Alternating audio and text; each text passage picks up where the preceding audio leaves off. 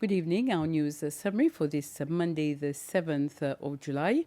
In a key update on the road to the elections that are set to take place this September, the Electoral Commission has shifted the nomination dates for the Presidential and National Assembly elections.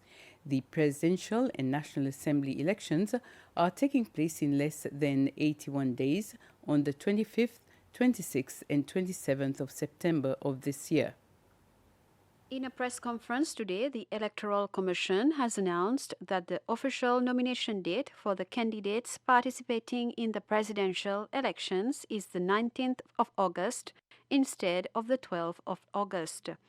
Nomination for the National Assembly candidates will follow 2 days later on the 21st of August instead of the 14th of August. The changes in the dates for nomination follows the newly announced date for the closing of the register of voters, which is now set for the 19th of July. Wendy Zidon is the chairperson of the Electoral Commission. This has been pushed by 1 week forward compared to the last tentative announcement to allow both the candidates and the potential voters for them to come forward to do the necessary in terms of registration and collection of the nomination pact, so that at the end of the day we give more candidates and more voters the opportunity for them to vote. The help desk for parties and candidates for nomination day will now be open between the 28th of July until the 14th of August. Transport Minister Anthony Dejac met with the Saddak Electoral Council as a representative of the government. This council is in Seychelles as part of its pre-election mission. Since the beginning of the month, it has met with various entities, including political parties, the Electoral Commission, independent candidates, and the Media Commission, to gain an overview of the local political landscape and gather their views.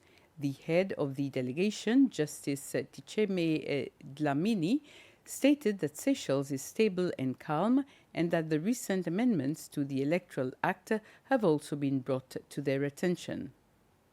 The objectives of the mission, amongst others, is to assess the political and security environments in the country, to see if they are conducive for Seychelles to hold the upcoming elections in line with the Saddak principles and guidelines governing democratic elections. The other objective is to also assess the legal framework in terms of which the upcoming elections will be conducted. It is important for every member state, even when making their laws, to make them to conform to the spirit and principles of the Saddak principles governing democratic elections. We also assess the readiness and preparedness of the election management body, which is the Electoral Commission of Seychelles, to see how ready they are. It is one of the Saddak principles that a member state where there is a gap, Saddak would come in to assist. So we also assess the readiness and determine areas where there might be a need for Saddak to come in and assess. So in doing our mission, we conducted through having engagements with the local stakeholders.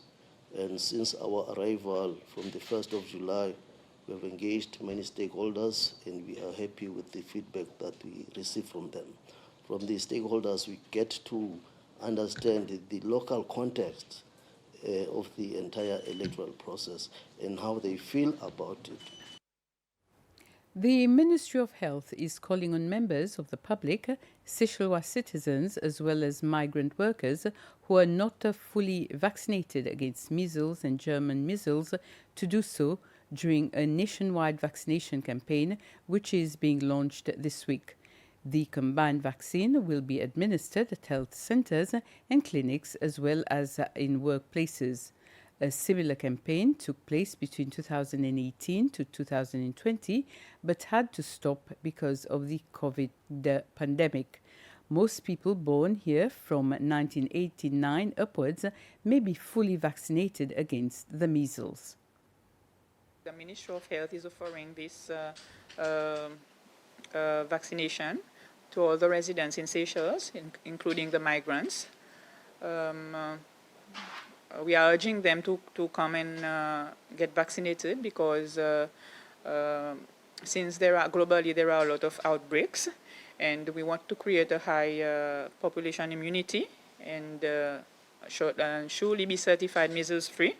So that's why we are calling on the people, on the residents of Seychelles, to come forward and get vaccinated and protect yourself and your children from the condition, measles and rubella. We are very concerned because, we know in the Americas continent, Europe, Asia, there are still cases, and we have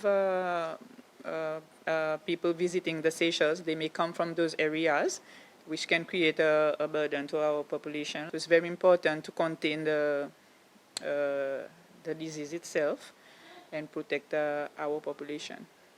This year, we have one case. Last year, there were 2 cases. In an official ceremony held this morning, the United Nations Development Programme, the UNDP, opened the doors of its new permanent office, the UNDP House in Bello. The opening of their new office also coincides with their 60th anniversary of existence and 48 years of partnership with the government of Seychelles. This opening marks nearly 50 years of partnership between UNDP and the government of Seychelles, along with the private sector to support the country's development. This new facility will strengthen coordination, visibility and collaboration with national partners, while UNDP continues its work to eliminate poverty, reduce inequality and advance the Sustainable Development Goals (SDG). Amanda Sirumaga, the representative of the office here in Seychelles and Mauritius, says this is one of her last official missions in her capacity as representative. I have been the resident representative for Mauritius and Seychelles for 6 years, since the 6th of May 2019.